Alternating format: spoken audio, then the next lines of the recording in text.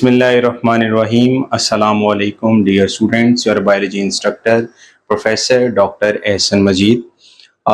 Welcome back to biology hub Ehsan bio वाला channel. Welcome करते हैं आपको बैक।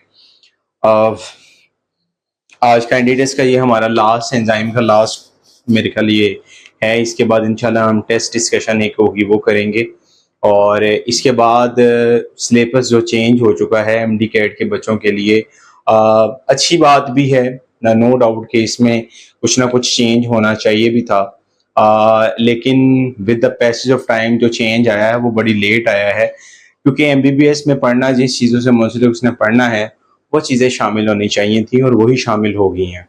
ठीक है, तो मेरा ये मानना है कि अगर एक बच्चा रेगुलर तौर के ऊपर अगर किसी चीज़ को कंसंट्रेट होकर कर रहा है तो अल्टीमेटली उसमें उसको फ़ायदा मिलेगा ही मिलेगा। ठीक है, ये याद रखिएगा। अगर एक स्टूडेंट कंटिन्यूसली अपने सब्जेक्ट के साथ चिपका हुआ है, अटैच हुआ है, और मज़े की बात है आप बायो वाले टीचर को गुरु मानिएगा। अच्छा, ठीक है। ठीक है, इसका मतलब ये नहीं है क्योंकि 81 नंबर दिलाने वाला ये बंदा है। ठीक है, यानी 180 नंबर में से 81 नंबर यानी 90 नंबर आप ऐसा लगा लें कि 80 तकरीबन आप 100 नंबर वो हैं, वो टोटल फिजिक्स केमिस्ट्री, और 80 एक साइड पे हैं। ठीक है, 81। ठीक है, तो ओवरऑल आपको सबसे ज्यादा जो गो थ्रू करवाना है वो बायोलॉजी टीचर ने। रुको जरा, सबर करो। क्या इधर क्या क्या चीजें ऐसी हैं जिससे आपका एमबीबीएस में एडमिशन हो सकता है। ठीक है, खैर आज का टॉपिक डिस्कस करते हैं, that is very important and कीन वेरी इंटरेस्टिंग। ठीक है, आज का जो लेक्चर है that one is a types of reversible inhibitors. उसमें सबसे पहले आता है कम्पिटिटिव। कम्पिटिटिव में इट्स मींस कि वो कंपीट करेगा। ठीक है, they compete with the substrate. ठीक है, उसके साथ उसका काम है कि उसके साथ कंपटीशन में जाना, कंपीट करना, और कंपीट से मुराद ये है कि स्ट्रक्चर सिमिलैरिटी। उसकी एक वजह ये है, this one is a structure similarity. ठीक है, स्ट्रक्चर सिमिलैरिटी किसके साथ बचे? सबस्ट्रेट के साथ। ठीक है, और यहाँ पर आपने एग्जाम्पल जैसा मिसाल के तौर पर सक्सीनिक एसिड है, उसमें एंजाइम सक्सीनिक डिहाइड्रोजनेस, वहां पर रिजेम्बलेंस, इसकी एग्जाम्पल आपने याद रखनी है कॉम्पिटिटिव की। मेलोनिक एसिड स्ट्रक्चर सिमिलर होता है, वहां पर 4 कार्बन है। यहाँ पर आप देखेंगे लाइक फॉर एग्जाम्पल, ये मैं आपको टेम्पररी सा बना के दिखा रहा हूँ। Double bond O O and O and hydrogen hydrogen hydrogen. तो डीहाइड्रोजनेज एंजाइम है, हाइड्रोजन ये रिमूव करेगा तो ऑटोमेटिकली मेलोनिक एसिड आएगा, तो वहां के ऊपर रिएक्शन पॉसिबल नहीं होगा। इट्स मींस कि उसकी स्ट्रक्चर सिमिलैरिटीज हैं। मसलन हम कहें कि जिस तरह आमतौर पर हम कहते हैं 2 जुड़वा भाई होते हैं।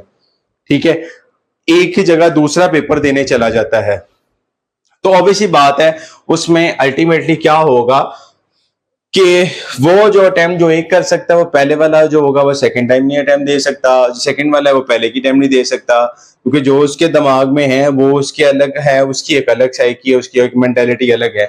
सो दैट्स व्हाई इसमें सबसे पहले आपके पास एग्जांपल, सबसे पहले कॉम्पिटिटिव ने आपने याद रखना है they compete the structure similarities with the substrate, और इसके अलावा एग्जांपल मेलोनिक एसिड एग्जांपल आपने। नॉन कॉम्पिटिटिव में आपने याद रखना है inhibitor bind other than active site, other than active site, यानी एक्टिव साइट के अलावा भी कोई साइट है? जी है। वो कौन सी साइट है? That is called allosteric site. Allosteric site वो होती है, अगर आपसे मैं क्वेश्चन आपके सामने, ये मैं आपके सामने आ रहा है स्क्रीन पर, allosteric enzyme have allosteric site 1 2 3 4, इसका आंसर मुझे आप कमेंट्स में दीजिएगा। अभी मैं इसका आंसर नहीं दूंगा, बाद में आपने इसको बताना है कि इधर वो कहां पर जाकर उसकी कितनी एलोस्टेरिक साइट है। एक एंजाइम है तो एक एंजाइम में कितनी एलोस्टेरिक साइट होती हैं वो आपने रिगार्डिंग नॉन कॉम्पिटिटिव में आपने मिसाल के तौर पर बहुत से ऐसे एंजाइम आ जाते हैं जो कि मैं लिखी भी हुई है मिसाल, उसको जरा देख के मैं बताता हूं। जी, वेट जी, नॉन कॉम्पिटिटिव में आपके सामने एक एग्जाम्पल हम लिखेंगे, लाइक एटीपी ड्यूरिंग ग्लाइकोलाइसिस। अब इस बात को जाकर मैं आपको जाके बताऊंगा नेक्स्ट, जब चैप्टर नंबर हम पढ़ेंगे बायोएनर्जेटिक, उसके अंदर कंपेयर करूंगा आइदर वो कैसे उसमें लोकेट करता है ड्यूरिंग हाई कंडीशन, क्योंकि वो बाइंड कर जाता है एलोस्टेरिकली साइड के साथ, so that's why enzyme work नहीं करेगा, तो वो नॉन कॉम्पिटिटिव इनहिबिटर बाइंड करके है। इसमें तो स्ट्रक्चर सिमिलैरिटी दिखा उसमें नहीं है। अब उसके बाद हम नेक्स्ट चलते हैं, दैट वन इज अनकॉम्पिटिटिव। ठीक है, अनकॉम्पिटिटिव में आपने क्या मिसाल लेनी है, मिसाल तो नहीं, खैर इसमें प्रॉपर एक लाइक फॉर एग्जांपल ये आपके सामने क्या है जी, जी ये एंजाइम है, this one is a enzyme. इसके साथ ये बन लग गया जी सबस्ट्रेट, क्या लग गया है, सबस्ट्रेट। अब ये सबस्ट्रेट साथ लग गया, लेकिन अब यहां पर जाकर एंजाइम सबस्ट्रेट कॉम्प्लेक्स के दरमियान में जाकर एक बाइंड कर जाता है इनहिबिटर। क्या बाइंड कर जाता है, inhibitor. So this inhibitor bind with the enzyme substrate complex, यानी एंजाइम सबस्ट्रेट कॉम्प्लेक्स आप बाइंड करेगा और अल्टीमेटली उसके रास्ते को ब्लॉक कर दिया जाएगा, आगे वो काम नहीं करेगा। काम नहीं करेगा तो ऑटोमेटिकली वो भी बात है कि उसमें प्रॉपर उसमें फंक्शनिंग नहीं होगी। उसके बाद classification of enzyme on the basis of substrate, पहले हमने केमिकल रिएक्शन के बेस पे पढ़ी थी, आज हम पढ़ेंगे प्रोटीएज। जैसा एंजाइम सबसे पहले प्रोटीएज है, प्रोटीएज इन्वॉल्व है प्रोटीन की ब्रेकडाउन के अंदर, प्रोटीन ब्रेकडाउन इनटू पेप्टाइड्स, और हम कह सकते हैं अमाइनो पेप्टाइडेज भी एंजाइम इसमें। अब इसमें एग्जांपल आपने कौन कौन सी याद रखनी है, दैट इज वेरी इंपॉर्टेंट। सबसे पहले आती है पेप्सिन, उसके बाद ट्रिप्सिन, पीटीएसी के नाम से मैंने लिखा हुआ पीटीएसी। सबसे पहले आएगा अमाइनो पेप्टाइडेज, और इसके अलावा कार्बोक्सी पेप्टाइडेज। ये चार आपने एंजाइम इसमें याद रखने हैं। ठीक है, कार्बोहाइड्रेट जो करता क्या है, डाइजेशन ऑफ या ब्रेकडाउन ऑफ कार्बोहाइड्रेट्स। अब उसमें आपके सामने वेरियस मिसालें हैं, मैंने उसको फिर ए से अमाइलेज, सी से सेलुलेज, एल से लैक्टेज, एम से माल्टेज, एस से सुक्रेज, मतलब सुक्रेज है, सुक्रोज में आ जाता है लैक्टेज, लैक्टेज लैक्टोज के अंदर ग्लूकोज प्लस लैक्टोज, यानी इसके वेरियस कंपाउंड में ब्रेकडाउन की जा सकती है। लिपिड्स जिसमें लाइपेज, जो लिपिड्स के ऊपर कन्वर्ट करके उसे फ्री फैटी एसिड के अंदर, सॉरी ग्लिसरॉल, हाँ फैटी एसिड प्लस ग्लिसरॉल में कन्वर्ट करता है, और इसकी एग्जांपल आएगी पैनक्रियाटिक लाइपेज।